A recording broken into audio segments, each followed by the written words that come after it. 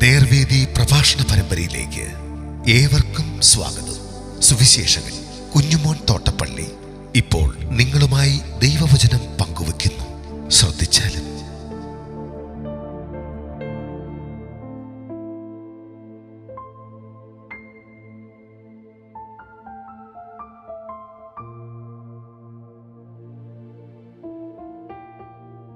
യേശുവും ശിശുക്കളും. ദൈവനാമത്തിന് മഹത്വമുണ്ടാകട്ടെ. മത്തായി എഴുതിയ സുവിശേഷം 19-ാം അധ്യായത്തിൻ്റെ 13, 14, 15 വാക്യങ്ങൾ ഞാൻ വായിക്കുന്നത് ശ്രദ്ധിച്ചാലും. അവൻ കൈവച്ച് പ്രാർത്ഥിക്കേണ്ടതിന് ചിലർ ശിശുക്കളെ അവൻ്റെ അടുക്കൽ കൊണ്ടുവന്നു. ശിഷ്യന്മാർ അവരെ വിലക്കി. യേശുവും, ശിശുക്കളെ എൻ്റെ അടുക്കൽ വരുവാൻ വിടുവീൻ, അവരെ തടുക്കരുത്, സ്വർഗരാജ്യം ഇങ്ങനെ ഉള്ളവരുടെ തല്ലു എന്ന് പറഞ്ഞു. അങ്ങനെ അവൻ അവരുടെ മേൽ കൈവച്ച് പിന്നെ അവിടെ നിന്ന് യാത്രയായി.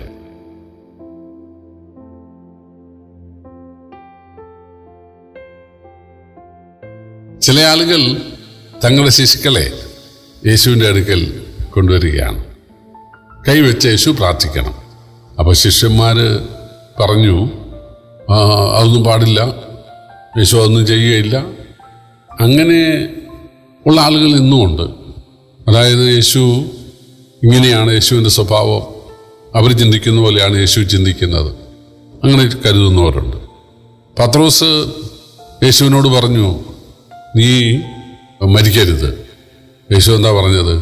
പത്രോസേ, നീ എൻ്റെ പുറകിൽ പോ.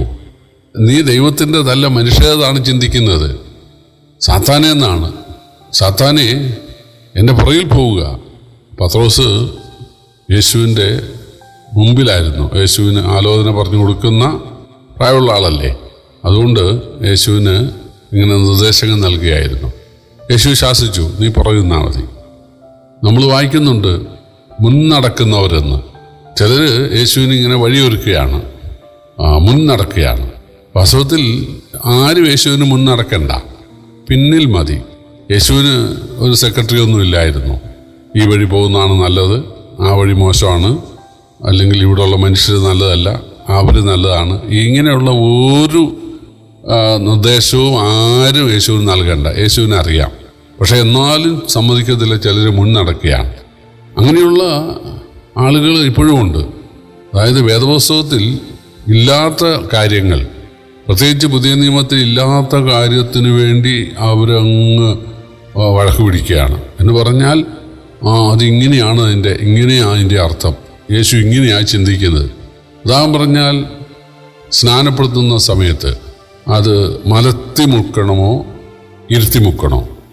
ചില ആൾ പറയുന്നത് ശവ അടക്കുന്നത് മലത്തിയല്ലേ, അതുകൊണ്ട് മലത്തി വേണം മുക്കാൻ. ചിലർ പറയുന്നത് അത് വെള്ളത്തിൽ മുങ്ങിയാൽ പോരെ. ഈ മലത്തിയൊക്കെ മുക്കുമ്പോൾ മൂക്കിനകത്ത് വെള്ളം കയറുകയും ഒക്കെ ചെയ്ത് അതൊരു അഭംഗിയാകും, അതുകൊണ്ട് ശാന്തമായിട്ട് അങ്ങ് ഇരുത്തി വെള്ളത്തിൽ മുങ്ങിയാൽ പോരെ, അതല്ലേ അതുകൊണ്ട് ഉദ്ദേശിക്കുന്നത്. ചില സമ്മതിക്കത്തില്ല. അതുപോലെ തിരുവത്താഴത്തിൻ്റെ മിച്ചമുള്ള അപ്പവും മീഞ്ഞും അതെന്താ ചെയ്യുക എന്നുള്ളതാണ് ചിലരുടെ പ്രശ്നം. ചില സഭകളിൽ അത് വേസ്റ്റ് ബിന്നിലേക്ക് ഇടും, ചിലത് വെളിയിലേക്ക് കാക്കയ്ക്ക് കൊടുക്കും, ചിലരത് സഹോദരന്മാർ ഷെയർ ചെയ്ത് കഴിക്കും, ചിലർ കുട്ടികൾക്ക് കൊടുക്കും. ചിലർ പറയുന്നത് ഒരിക്കലും കുട്ടികൾക്ക് കൊടുക്കാൻ പാടില്ല, സഹോദരിമാർക്ക് കൊടുക്കാൻ പാടില്ല, അത് വെളിയിലേക്ക് കാക്കയ്ക്കും പട്ടിക്കും ഒന്നും കൊടുക്കാൻ പാടില്ല, അത് വേസ്റ്റ് കൊട്ടയിൽ ഇടാൻ പാടില്ല എന്നാണ്. ചിലർ പറയുന്നത് അതിൻ്റെ നമ്മൾ കടയിൽ നിന്ന് വാങ്ങിച്ച ഒരു ബണ്ണായിരുന്നു, കടയിലായിരുന്നപ്പോൾ ഒരു സാധാരണ ബണ്ണ്, അത് നമ്മളൊരു വിശുദ്ധ കാര്യത്തിന് വേണ്ടി മേശപ്പുറത്ത്, തിരുവത്താഴ മേശപ്പുറത്ത് വെച്ചു, പാത്രത്തിൽ വെച്ചു. ആ സമയത്ത് അതൊരു വിശുദ്ധമായ ഒരു കാര്യമാണ്, ഒരു കാര്യത്തിന് വേണ്ടി വേർതിരിക്കപ്പെട്ട ഒരു കാര്യം. അതാണല്ലോ വിശുദ്ധം എന്ന് പറഞ്ഞാൽ. ആ ശുശ്രൂഷ കഴിഞ്ഞു, പിന്നെ അതിനൊരു പ്രാധാന്യം ഇല്ല. മാത്രമല്ല ബൈബിളിൽ അതിനെക്കുറിച്ച് പറഞ്ഞിട്ടുമില്ല. പക്ഷേ ചിലർ പറയുന്നത് അത് ഇങ്ങനെ വേണം, യേശു അതിനെക്കുറിച്ച് ചിന്തിക്കുന്നത് ഇങ്ങനെയാണ്.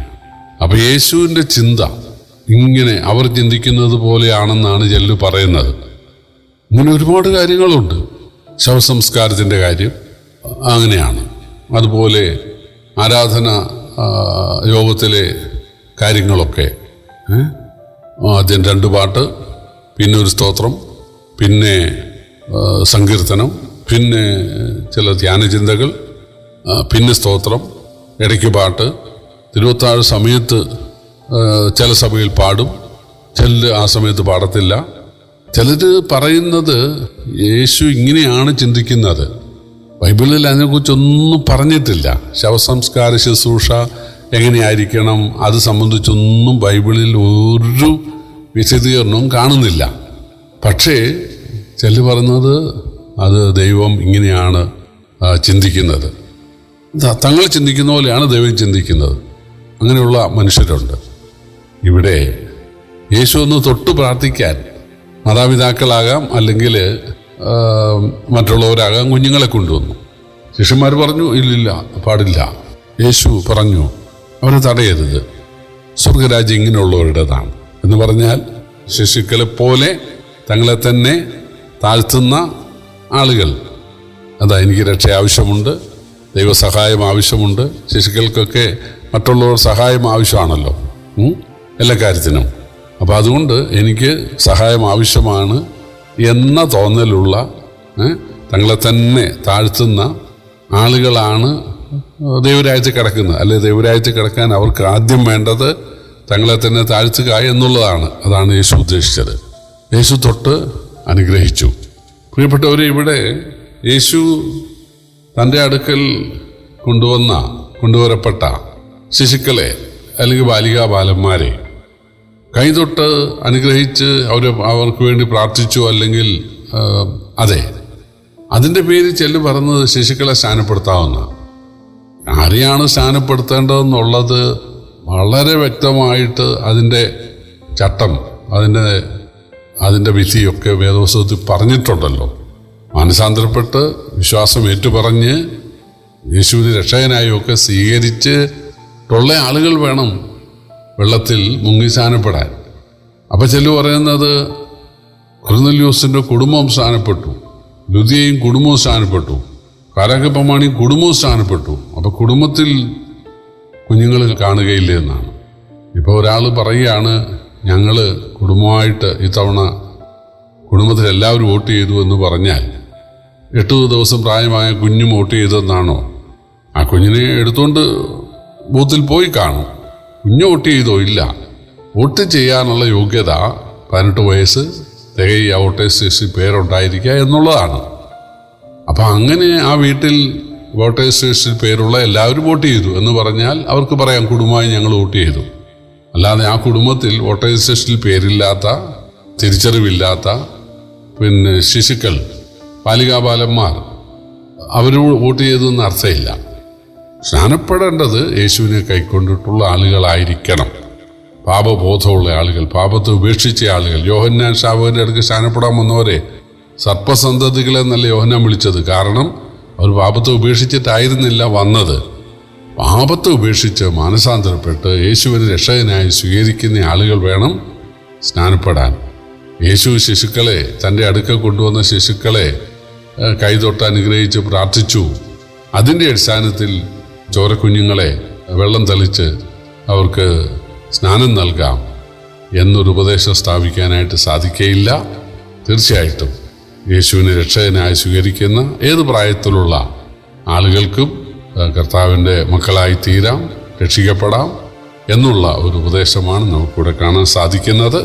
കർത്താവ് നമ്മെ സഹായിക്കട്ടെ. കർത്താവിൻ്റെ വിലയേറിയ നാമം വാഴ്ത്തപ്പെടുമാറാകട്ടെ.